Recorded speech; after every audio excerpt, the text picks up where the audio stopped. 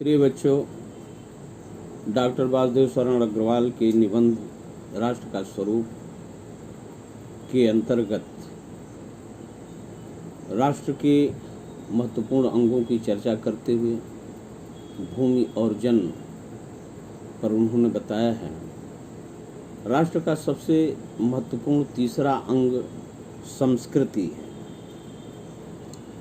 मनुष्य ने लगातार कई युगों में अपने संस्कार और अपनी सभ्यता का निर्माण किया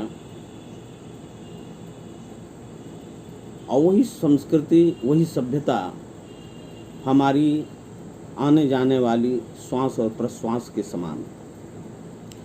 बिना संस्कृति के मनुष्य की कल्पना कबंध मात्र है। संस्कृति ही जन का मस्तिष्क है। मस्तिष्क अर्थात चिंतन, मनन, सोच विचार। हम कोई भी कर्म बिना सोचे विचारे नहीं किया करते। हमारा एक संस्कार है, उस संस्कार के से ही हम अपना कार्य करते हैं। संस्कृति के विकास और अभ्युदय के द्वारा ही राष्ट्र की वृद्धि और उसकी उन्नति संभव है।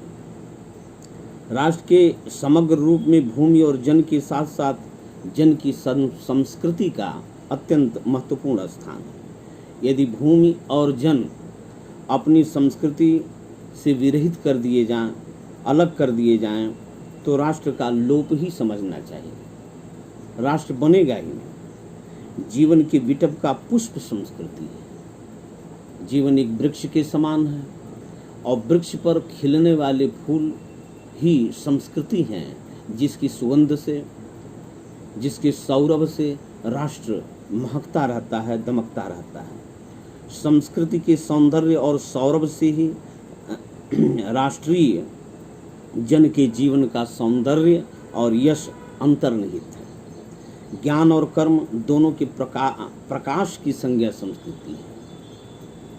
मनुष्य की चेतना के 3 स्तर होते हैं: भक्ति, ज्ञान और कर्म।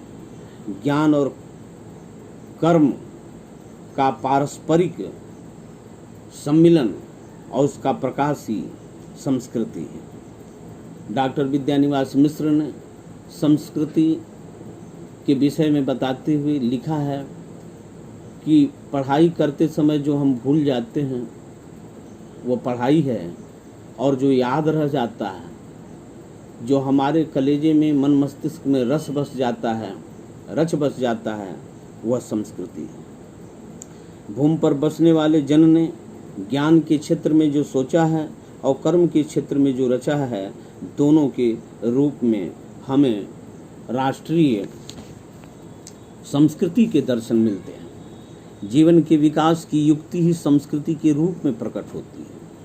प्रत्येक जाति अपनी अपनी विशेषताओं के साथ इस युक्ति को निश्चित करती है। युक्ति अर्थात उपाय, और उससे प्रेरित संस्कृति का विकास करती है। इस दृष्टि से, इस नजरिए से प्रत्येक जन की अपनी अपनी भावना के अनुसार पृथक पृथक अर्थात अलग अलग संस्कृतियां राष्ट्र में विकसित होती हैं। एक ही राष्ट्र में अनगिनत प्रकार की संस्कृतियां विकसित होती हैं, परंतु उन सबका मूल आधार पारस्परिक सहिष्णुता और समन्वय पर निर्भर करता है। और निश्चित रूप से हमारे देश में बहुत सारी संस्कृतियां हैं, लेकिन राष्ट्रीय भावना की दृष्टि से सब एक में समन्वित हैं, और जहां भी देश की बात आती है, राष्ट्र की बात आती है, सभी एकजुट हो जाते हैं। जंगल में जिस प्रकार अनेक लता, वृक्ष और वनस्पति अपने अदम्य भाव से उस उठते हुए पारस्परिक सम्मिलन में अविरोधी स्थिति प्राप्त करते हैं, उसी प्रकार राष्ट्रीय जन अपनी संस्कृतियों के द्वारा एक दूसरे के साथ मिलकर राष्ट्र में रहते हैं। जिस प्रकार जल के अनेक प्रवाह नदियों के रूप में मिलकर समुद्र में एक रूपता प्राप्त करते हैं, उसी प्रकार राष्ट्रीय जीवन की अनेक विधियां राष्ट्रीय संस्कृति में समन्वय प्राप्त करती हैं। समन्वय युक्त जीवन ही राष्ट्र का सुखदायी रूप है। बहुत सरल उदाहरण को प्रस्तुत करके डॉक्टर वासुदेव शरण अग्रवाल जी ने संस्कृति और उसके विराट स्वरूप और उसके समन्वय का चित्रण किया। साहित्य, कला, नृत्य, गीत, आमोद प्रमोद अनेक रूपों में राष्ट्रीय जन अपने अपने मानसिक भावों को प्रकट करते हैं। आत्मा का जो विश्वव्यापी आनंद भाव है वह इन विविध रूपों में साकार होता है। यद्यपि बाह्य रूप की दृष्टि से संस्कृति के ये बाहरी लक्षण अनेक दिखाई पड़ते हैं, किंतु आंतरिक आनंद की दृष्टि से उसमें एक सूत्रता है।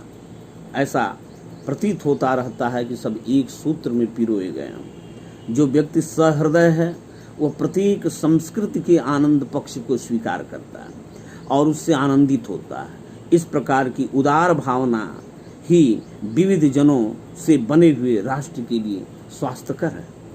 गांव और जंगलों में स्वच्छंद जन्म लेने वाले लोकगीतों में, तारों की नीति विकसित लोक कथाओं में संस्कृति का अमित भंडार भरा हुआ है, जहां से आनंद की भरपूर मात्रा प्राप्त हो सकती है। राष्ट्रीय संस्कृति के परिचय काल में उन सब का स्वागत करने की आवश्यकता है।